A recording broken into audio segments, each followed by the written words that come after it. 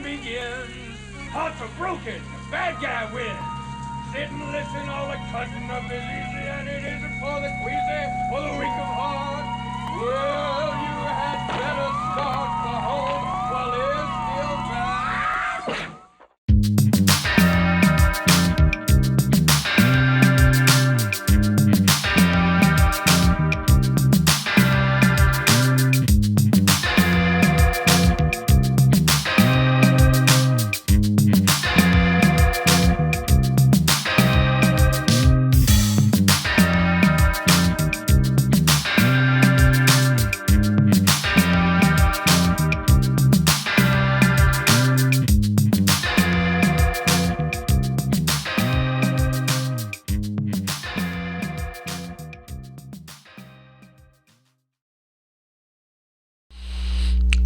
Hey gang, Sonny and Uncle Todd here, and tonight we're doing a movie about rock and roll! Phantom of the Paradise, which is a film by Brian De Palma. It's a little bit outside his normal oeuvre, I think that's the right word, wherein usually he did like Hitchcock-like suspense films, such as Dressed to Kill, or Sisters, Femme Fatale, or he did more gangster-oriented films like Scarface, Carlito's Way. Although he did do the first Mission Impossible film with Tom Cruise, that's more of an action espionage type. And of course he did the comedy Home Movies, which is actually pretty funny. And also featured one of the stars of this film. Now the biggest name in Phantom of the Paradise is Paul Williams. He was a singer-songwriter in the 70s as well as an actor. A lot of his songs were covered by other artists. You may have heard of some of these songs. I mean, he recorded them himself, but they're probably more famous from other people recording them, like Old Fashioned Love Song, That's What Friends Are For, Rainy Days and Mondays. I mean, very prolific songwriter. His first major recording of one of his songs was Someday Man by the Monkees, and it was sort of a blueprint for what the sound of the 70s soft rock singer-songwriter era would be. You know, people like James Taylor, Carly Simon, Barry Manilow, kind of that thing. But he's also an actor. He appeared on TV shows like Hawaii Five-0, Beretta, Fall Guy, the Brady Bunch Comedy Hour, if you remember that short-lived variety show. And he also appeared in movies like Battle for the Planet of the Apes, where he played Roddy McDowall's advisor. He was an orangutan to Roddy McDowall's chimpanzee, Caesar. Of course, one of his most famous and popular roles is the sidekick on the Smokey and the Bandit movies. So popular that they tried taking the two actors who, Paul Williams and the other guy, as a detective series. They did a pilot movie called Rooster, in which Paul Williams was the lead and the co-star was his sidekick. It didn't sell, but probably to most people today he's best remembered as the voice of the Penguin on Batman the Animated Series and its second iteration, the New Batman Adventures or is it the New Adventures of Batman and Robin? That was it. So yeah, quite the prolific actor and songwriter. He actually wrote all the music for Phantom of the Paradise, which was nominated for Oscars for Best Music, Best Score, and Best Original Song. So, he was flying high. Unfortunately, the film itself didn't sell. nobody wanted to see it. It was just a little too different, I think. Now, Williams plays a music producer impresario named Swan, and he's looking for a new sound. And he's gone through all the usual channels, and nobody is to his liking until this nebbish guy, played by William Finley, named Winslow, sneaks in and plays a bit of his song. Besides, we have more important business, you and I, the paradise. I know, boss. We've looked everywhere. You just don't seem to... Listen. What? Yes, Swan's wanting to open this great new club, and called the Paradise, and he needs a specific sound, and he hears it from Winslow. Now he wants the music, but he doesn't want Winslow himself. So he sends his assistant, Philbin, that's the guy he was talking to, who convinces Winslow to give him his music, which is a reworking of the Faust legend. And then Winslow waits to hear back. And when he doesn't hear back, he goes to see Swan. And it doesn't go too well.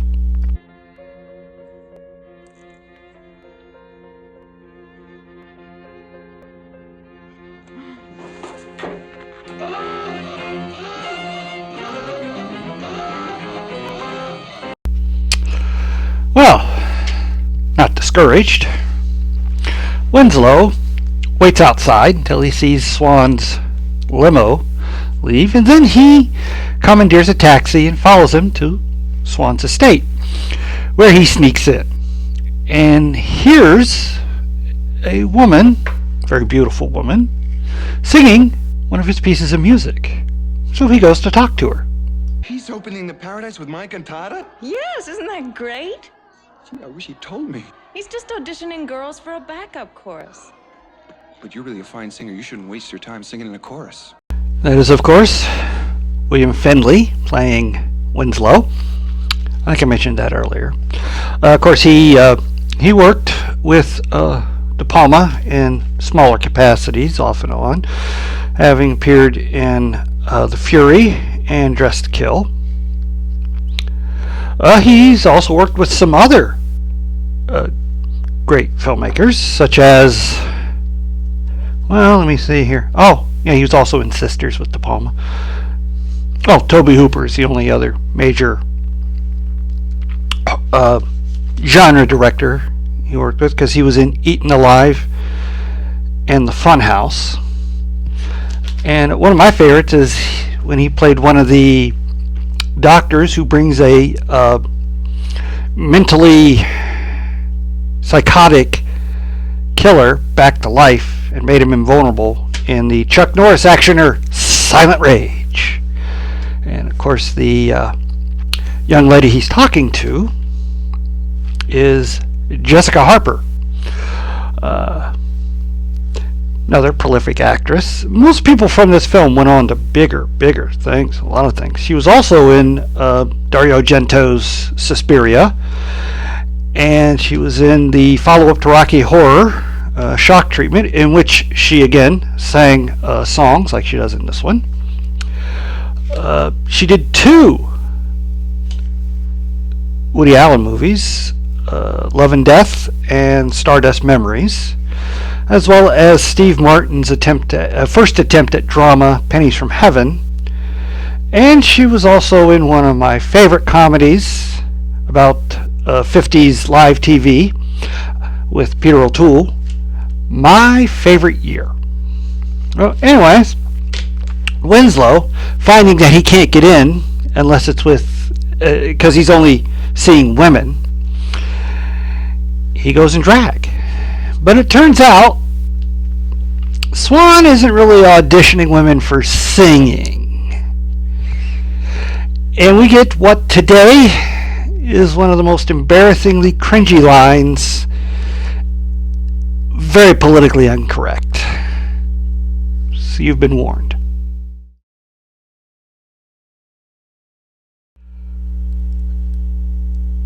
Yeah. Well, anyway, Winslow is dumped somewhere. Police are called, and they've slipped drugs on him so that he gets arrested and sent to prison. And while in prison, he makes a very bizarre discovery about some of the things they do in prison. Something I've never even heard of. You are all volunteers. All your teeth will be pulled.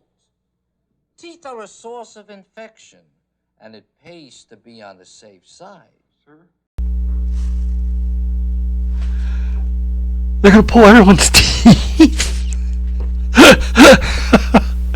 Well, Winslow has his teeth pulled, and they are replaced with metal teeth. And this is in part going to help his transformation into the Phantom. The other completion is while working in the laundry, the radio, he hears one of his songs played by one of Swan's new groups. Going berserk, he attacks the guards, escapes, and breaks into the record pressing plant to destroy the records, and tragedy strikes. Hey, get away from that record press.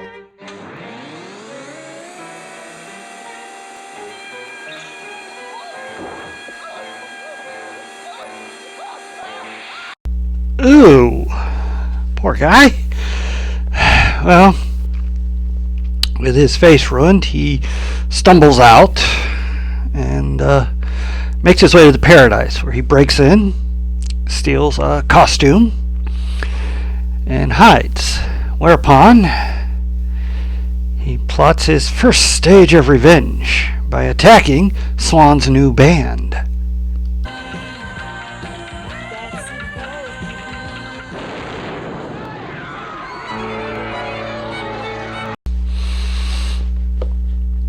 Swan's a little upset about this. He goes to his secret lair where he watches tape. And he thinks he knows what's going on. When he comes out, the Phantom strikes. Why, Winslow, good to see you. Been looking for you everywhere. Killing me won't help you. My God, you're horrible. Swan's not even startled. Such command. Such arrogance. Anyway, he makes a deal with Winslow. If he stops killing everybody, they'll do his music the way Winslow wants it done. They'll put a group together. Winslow can pick the singer. Can you guess who he picks? Of course you can. Why would you have a big name in it without picking that one, right? Hi, what's your name, sweetheart? Phoenix. All right, let's see what you got, Phoenix. Do I get to sing this time?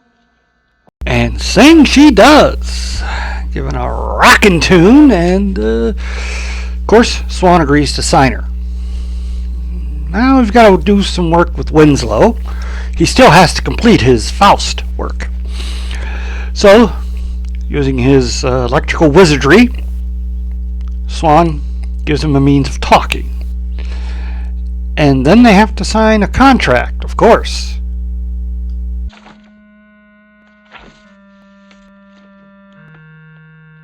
I'll rewrite my cantata, but you best play what I write. Ink isn't worth anything to me, Winslow. Now sign. Of course, Swan has no intention of doing what Winslow wants.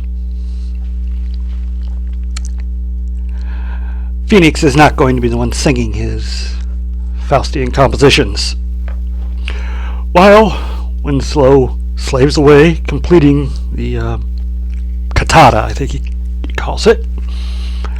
And Swan feeding him drugs and things to keep him going. He auditions different types of singers until he finds just the right one and introduces them to the world.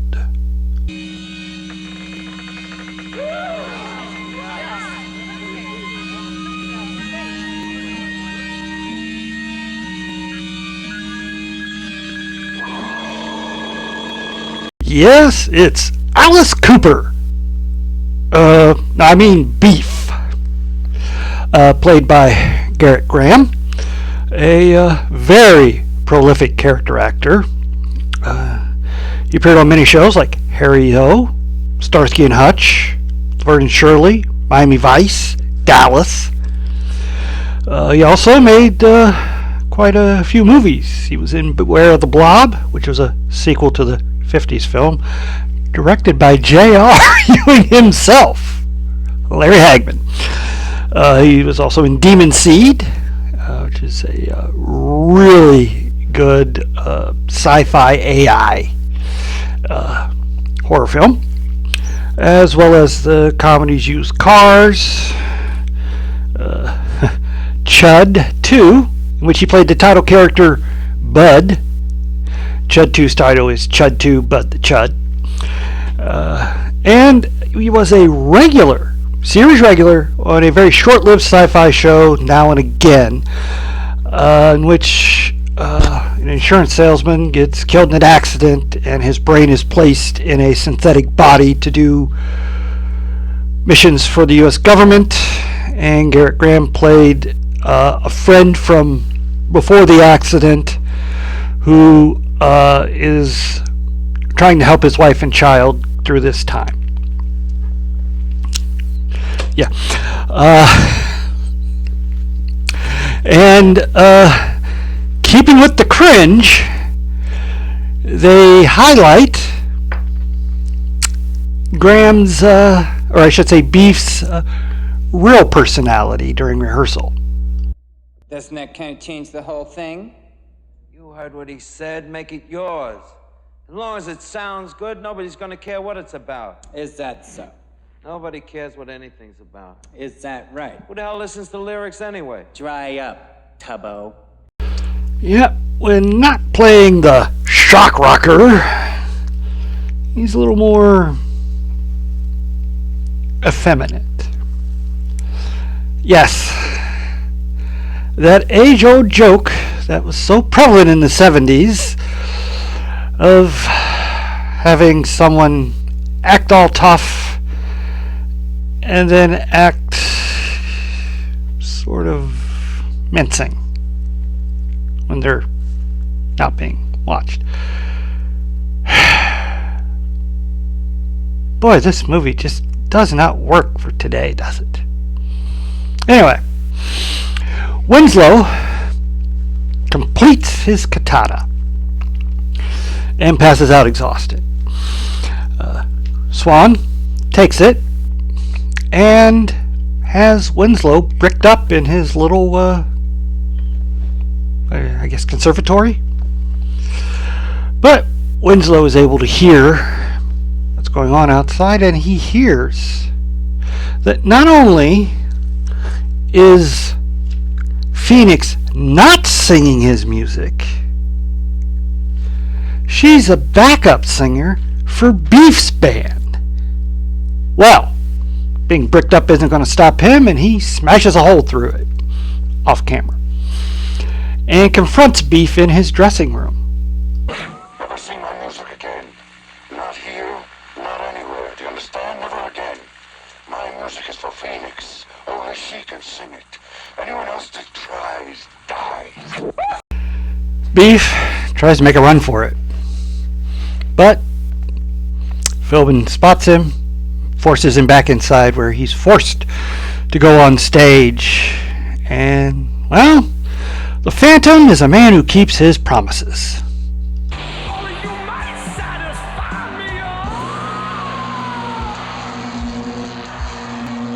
Well, with Beef burned to a crisp, Swan immediately sends Phoenix out to sing. Otherwise, he's afraid the Phantom might burn down the place.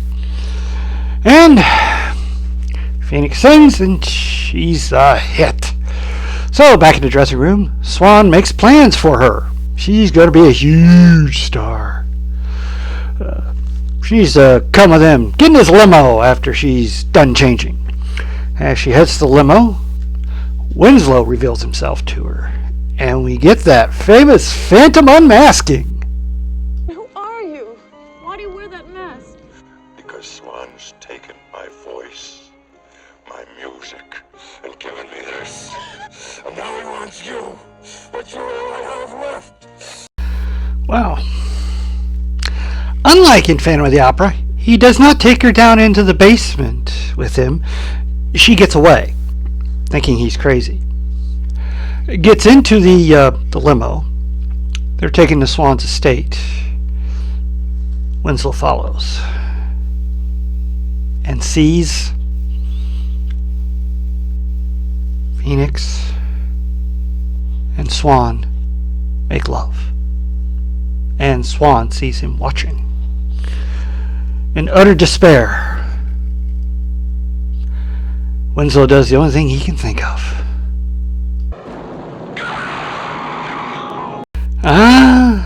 But Winslow doesn't get to escape from Swan that easy. Winslow, what a foolish thing to do. Didn't you read your contract closely? See what it says, terms of agreement. Can you read what it says? This contract terminates with Swan. Realizing he can only die if Swan dies, Winslow stabs him. Swan just kind of laughs at him and pulls the knife out. Turns out he has a contract of his own that he had signed. And Winslow can't kill him. Rubbing salt in the wound, he tells him he's going to be marrying Phoenix at the end of Faust, and then sends Winslow back to the paradise. What he doesn't mention is that he plans to kill Phoenix at the end of the wedding ceremony, thereby causing such a furor that the paradise will be the end spot for decades to come. Winslow, searching for something, well, the contract, breaks into Swan's lair and finds an interesting video. Oh, this is too much. I guess you're supposed to be the devil. I go by many names. And you will make me young forever. This image will age in your place. And the tape from which the picture comes must be guarded at all costs. Why? Or when it goes, you go. So, turns out Swan made a Faustian bargain himself. Winslow also learns he had signed Swan had signed Phoenix to a contract. He owns her soul. And he also learns of his plan to kill her. Setting this record room on fire, Winslow rushes to save Phoenix as the production is already underway.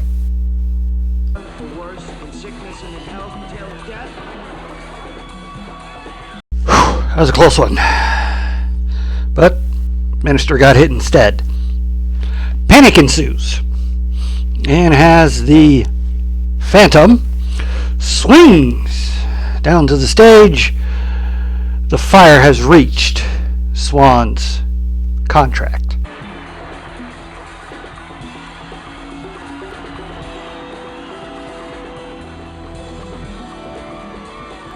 Oh my God! Your face! What's happened to your face?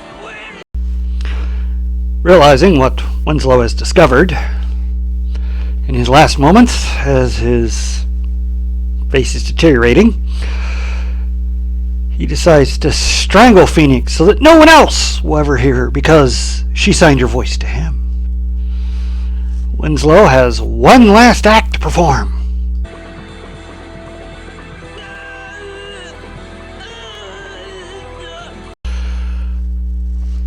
As they both die, the crowd cheers and celebrates this awesome show that has been put on. Meanwhile, Phoenix finally recognizes Winslow, and we finally get to see his face.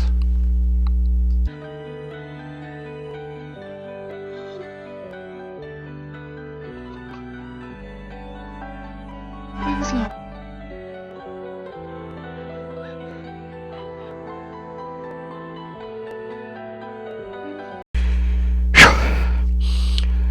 Quite the downbeat ending.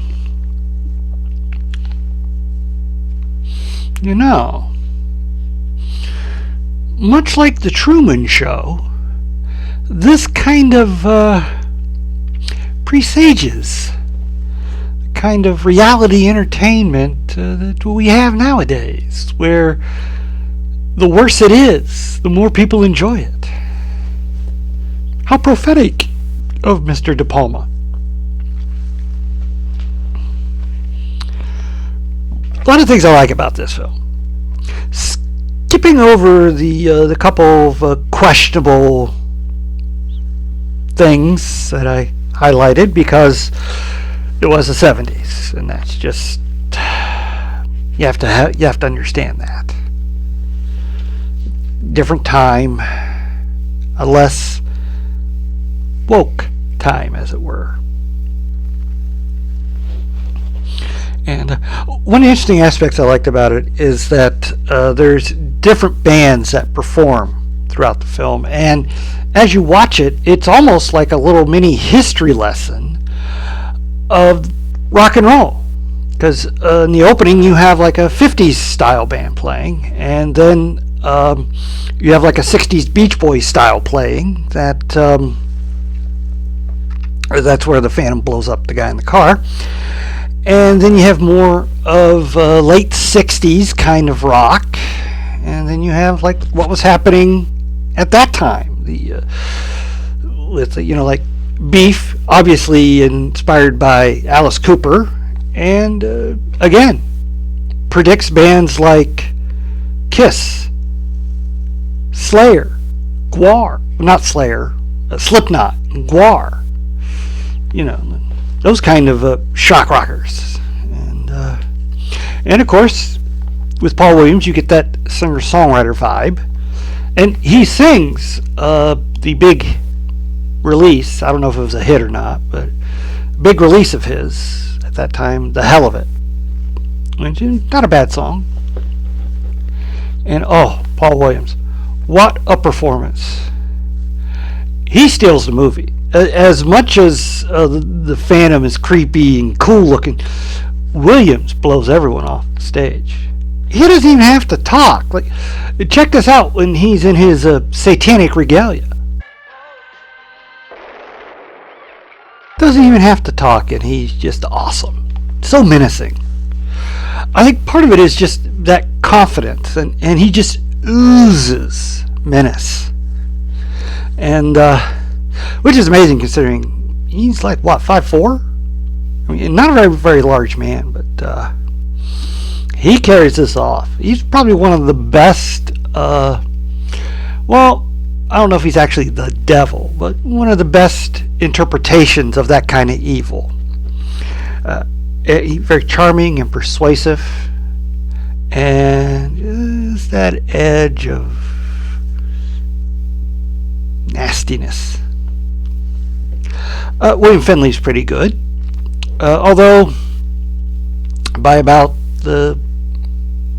after the first third of the film, he's unrecognizable and you can't hear him. But up to that point, he does a pretty good job being the hapless songwriter, and he's a pretty good singer too.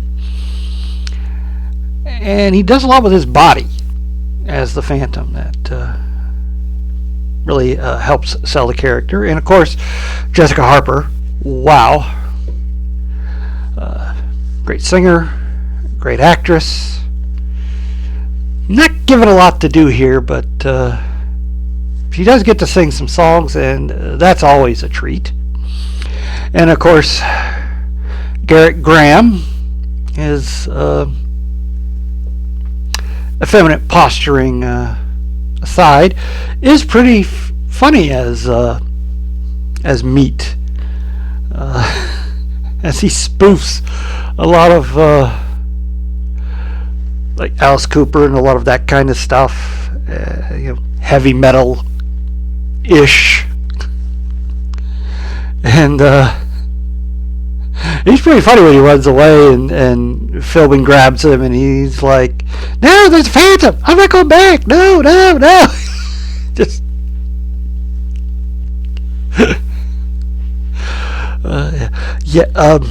but yeah, I can understand why this didn't go over well. This is just a little too forward for the time. It's basically a satire of basically the entertainment business on its as a whole, and the evil publisher, producer, executive, and the innocent girl being lured into a life of sin and, don't get on my notes, and corruption, and of course the whole Faustian thing. I'm not sure, this might have been the first film to actually combine Phantom of the Opera with the Faust legend. I know it wasn't in the original book, or the Lon Chaney version, or the Claude Rains version, or the Hammer version, because I've seen those and I don't think there's any Faustianness in there. So yeah, I don't think they ever came up with the whole Faust thing again until Robert Englund's version of Phantom of the Opera, in which he played him as like more of a Freddy style slasher villain, although he had no magical powers except he didn't age, and some really gory makeup. But back to this film, really good film. Probably, I would say it's one of De Palma's best. Certainly up there with Carrie, Sisters, Scarface, and Carlito's Way. Certainly up in that echelon. And has rock movies go, it's one of the more entertaining ones, and the music's all good. So sometimes that's a letdown, especially if you're not a fan of the music. You can be kind of a slog during the performances, but no, this one is it's a good one. Except for a couple of things that just didn't age well. This is a really good film, and an interesting combination of slapstick, satire, and horror. Oh, and please stay after the credits for my favorite scene. Please hit like, share, and subscribe, and we'll catch you on the flip side.